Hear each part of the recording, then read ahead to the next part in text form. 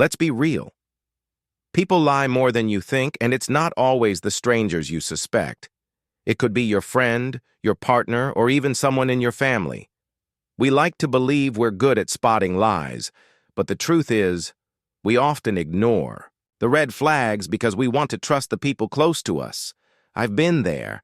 I used to think I was a great judge of character, until I found out someone I trusted had been lying to my face for months. The problem wasn't that I didn't see the signs, it's that I chose to overlook them. They were right in front of me, those tiny shifts in their behavior, the exaggerated explanations, the sudden defensiveness. But I convinced myself it was nothing. The truth.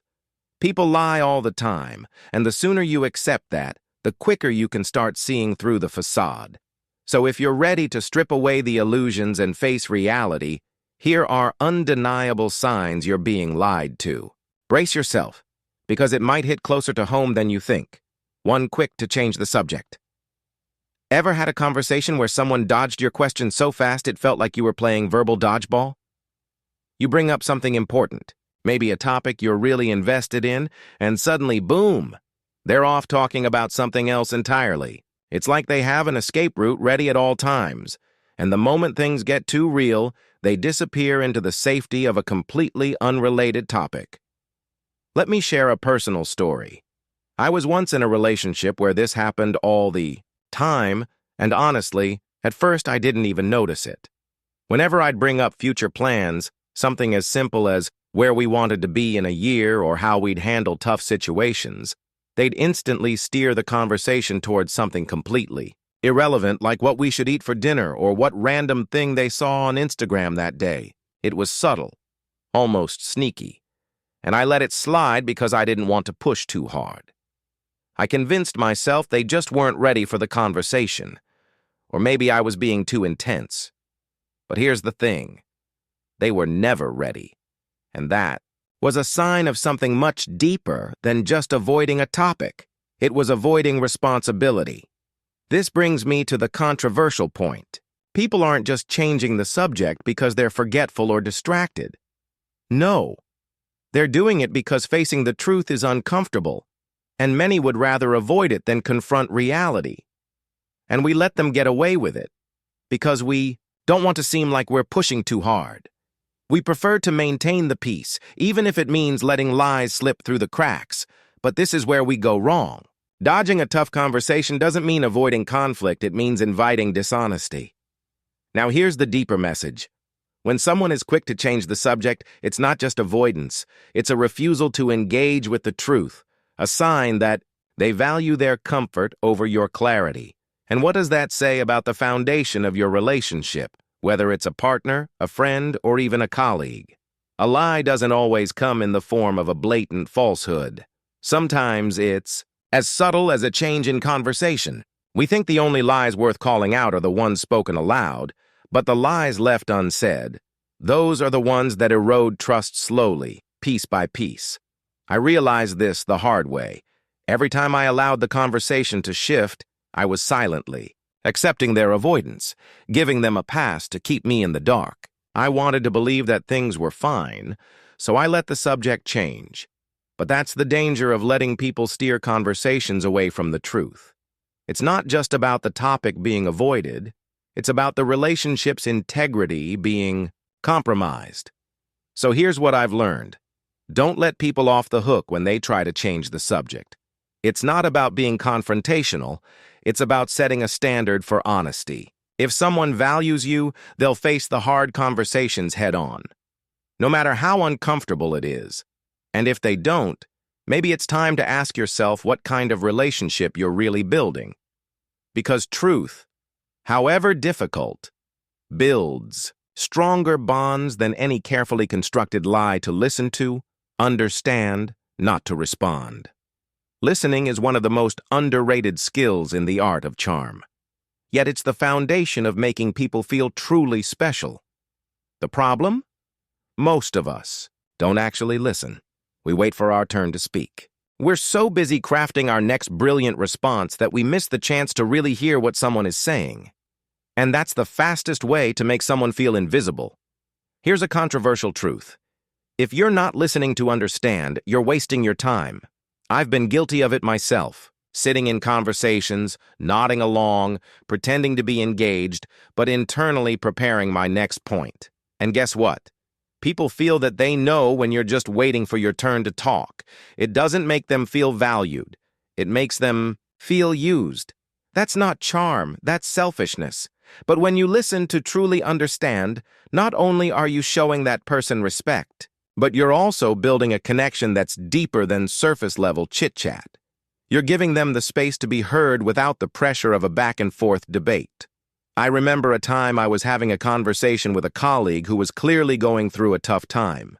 My natural instinct was to jump in and offer advice to fix their problem, but instead I stopped myself and just listened. No interjections, no advice, just pure attention. And you know what happened? They opened up even more because they felt safe. By the end of the conversation, they told me I've never felt so heard. That was the moment I realized. Sometimes the best thing you can do is simply listen. Here's the deeper message. In a world full of noise, genuine listening is a rare gift. People don't want constant advice or opinions. They want understanding. They want to feel like someone gets them. And when you can give that gift, you instantly stand out as someone who cares. That's real charm. So stop listening just to reply. Listen to understand. That's how you make people feel truly seen and valued. And that's where the real magic of connection happens. 3. Defensive without cause. Ever ask someone a simple, harmless question and they respond like you've accused them of a crime? It's like, hey, did you grab the last slice of pizza? And suddenly they're launching into a whole monologue about how they would never do something. Like that? And how dare you even suggest such a thing?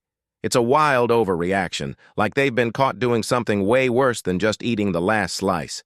That's what I call getting defensive without cause. A massive red flag that screams, I'm hiding something, let me tell you a story.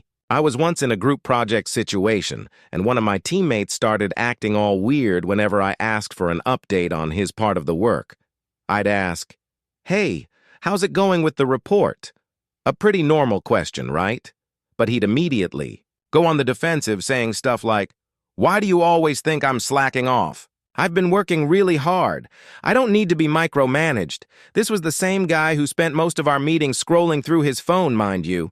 It wasn't long before we found out he'd barely done any of his share and was trying to cover it up the whole time. Here's the controversial part. People who get overly defensive when they've got nothing to worry about are usually the ones guilty of something. It's the classic hit dog will. I've learned from experience that when someone reacts this way, it's a good time to take a step back and look at the bigger picture. What are they so desperately trying to protect?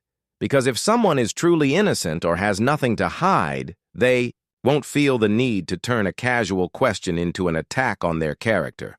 Honest people are calm and straightforward. Guilty people, they're on high alert, like they're waiting for the hammer to drop. The deep message here is about understanding human nature. When people act defensive without a real reason, it's their guilt talking, not their integrity.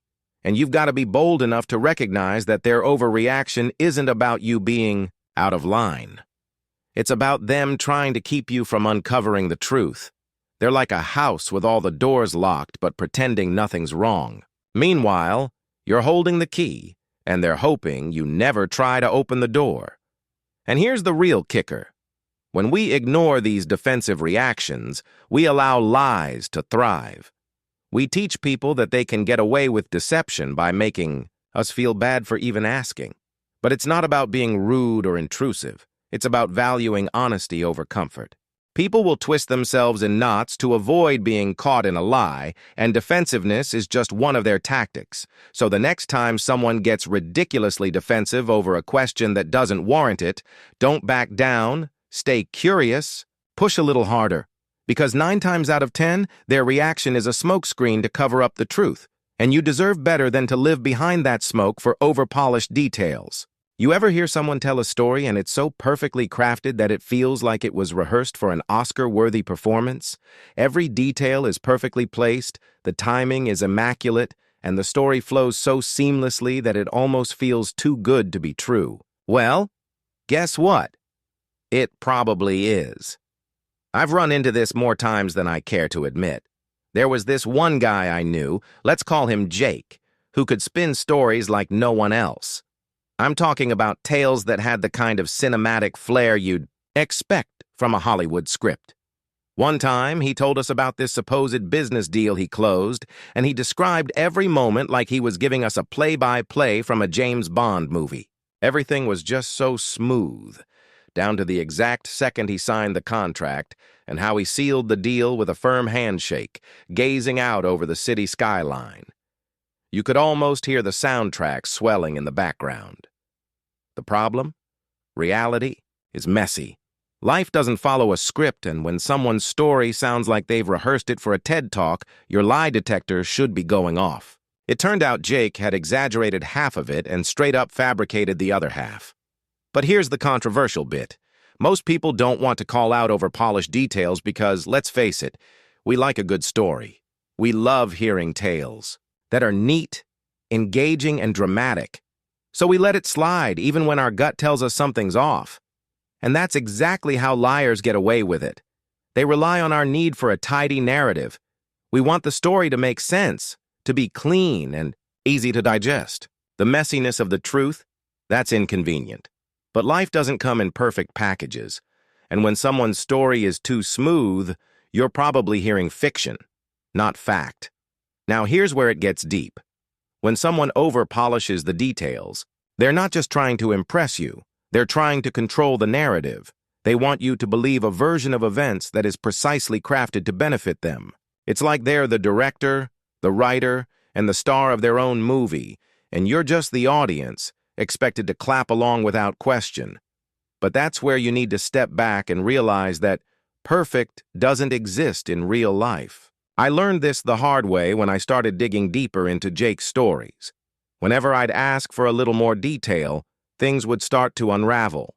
The crisp edges of his narrative would blur, and suddenly what had once been a flawless tale of success turned into a patchy, awkward mess. That's the thing about liars.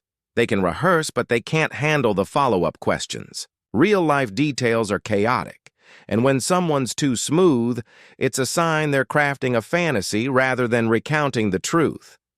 The deep message here? Life is complex, messy, and full of imperfections. And that's a good thing. When someone tries to present you with a story where every detail is perfectly aligned, where nothing goes wrong and everything clicks into place, they're selling you an illusion. And if you buy into it, you're doing yourself a disservice. Because real connections, real trust, and real relationships aren't built on fairy tales. They're built on raw honesty, even when it's uncomfortable. The next time you hear someone give you a story that's a little too polished, don't just sit back and enjoy the ask questions, dig deeper.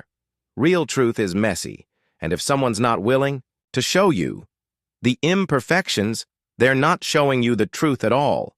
Remember, life doesn't need to be perfect, to be honest, and anyone who pretends otherwise is probably hiding something they don't want you to see. 5. Body turned away from you. You ever notice when someone's body is angled away from you, even if they're talking directly to you? It's like their words are saying, "Hey, I'm engaged," but their body is screaming, "I'd rather be anywhere else right now." It's one of those subtle, almost sneaky signals that people don't think you'll catch. But trust me, it speaks volumes. Let me give you a real example. I once had a friend who, whenever we got into deeper conversations, would subtly shift his body away. At first I thought maybe it was just how he sat. Maybe he wasn't comfortable, but the more it happened, the clearer it became. Whenever we touched on something personal or uncomfortable, his body would start turning away like it was trying to physically escape the conversation. I didn't need a psychology degree to figure out something was off. Eventually, I found out he had been lying about a few things, nothing major, but still enough to break some trust. His body knew it before his words ever let it slip. Here's where the controversy kicks in. A lot of people will brush off body language as unimportant or overthinking, but that's where they're wrong. Your body doesn't lie the way your words can. When someone turns their body away from you, even just slightly, It's like their subconscious is trying to distance themselves from the truth. And the worst part? Most of us ignore these signs because we don't want to deal with what they could mean. We convince ourselves it's just a habit or no big deal. But let's be real. If someone's physically distancing themselves from you, it's a red flag.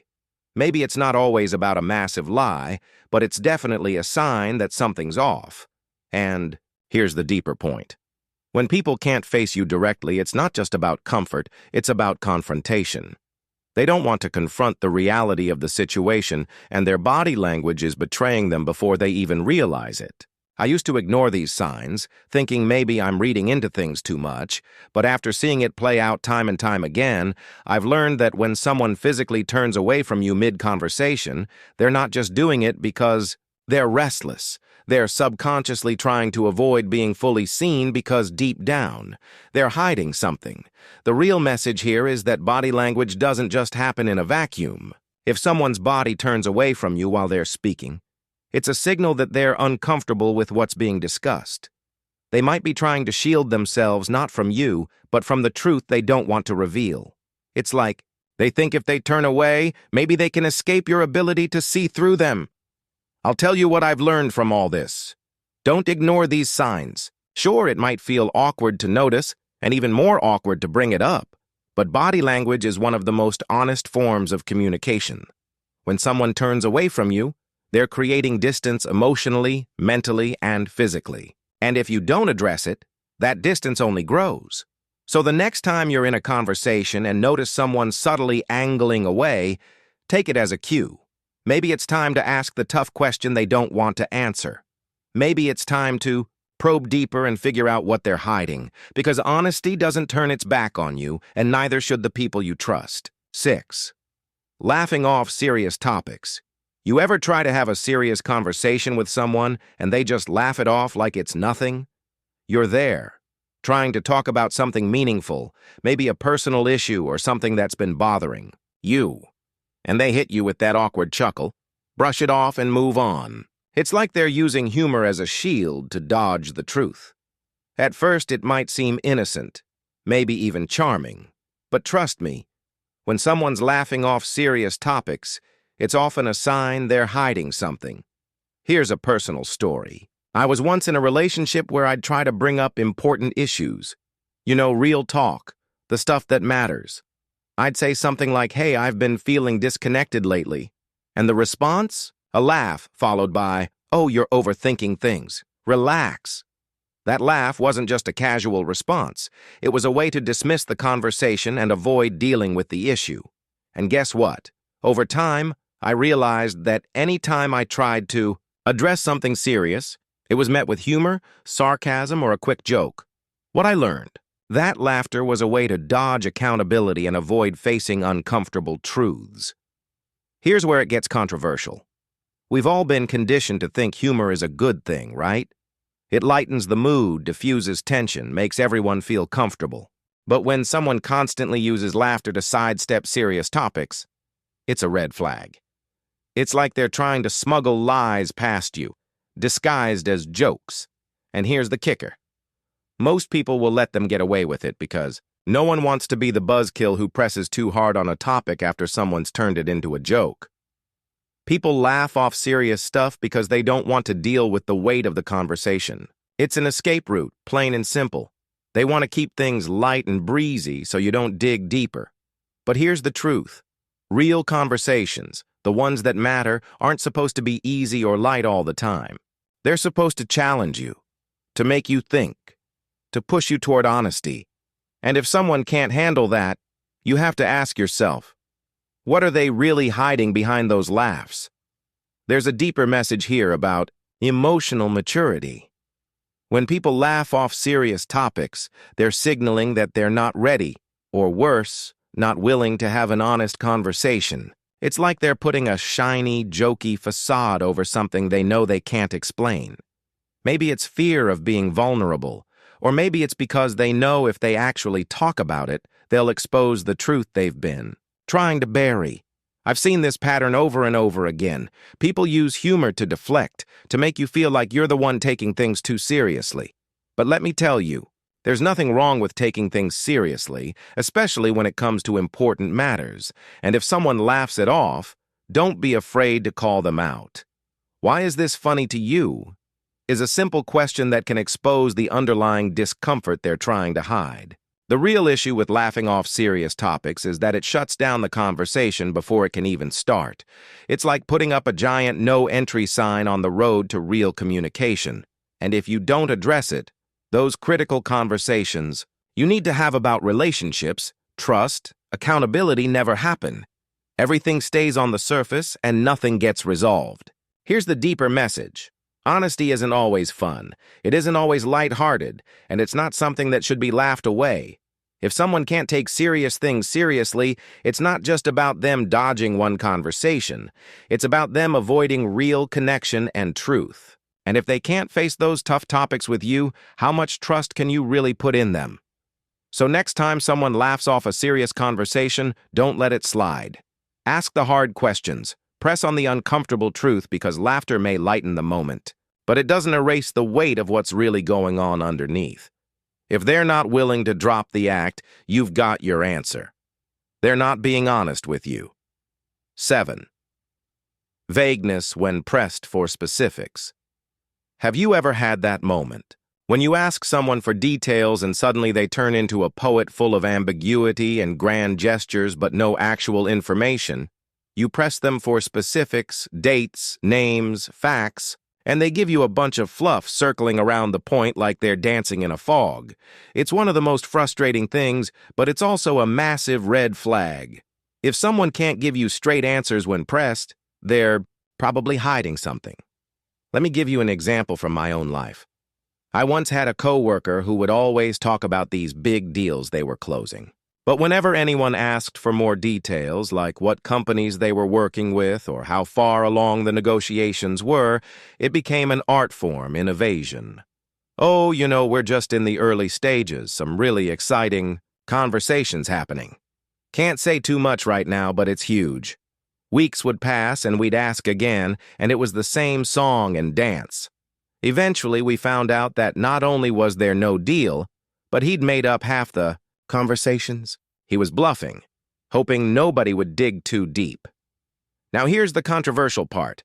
When someone gets vague when you ask for specifics, it's not just that they're being secretive, it's that they're lying.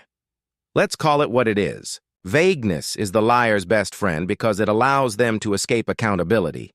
It's like trying to catch smoke with your bare hands.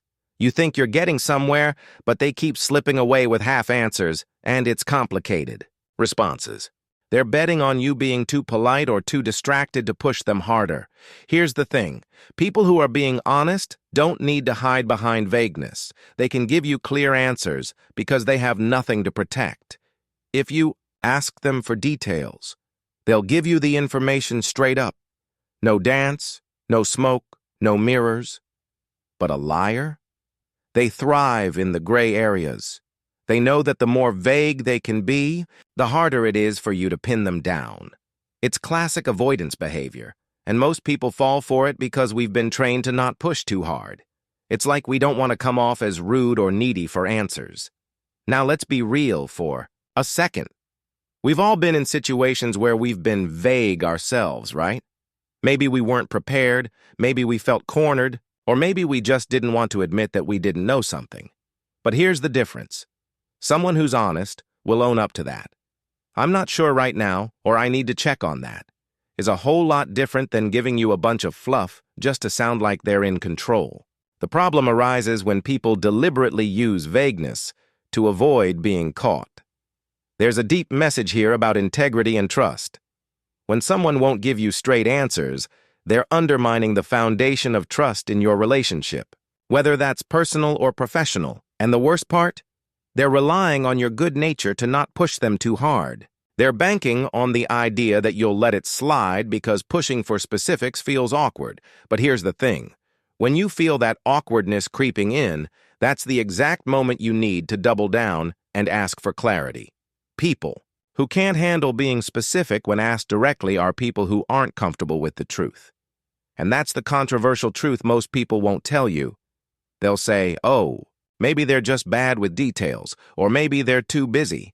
But I've learned from experience that real honesty doesn't shy away from specifics. If they care about being truthful with you, they'll be clear.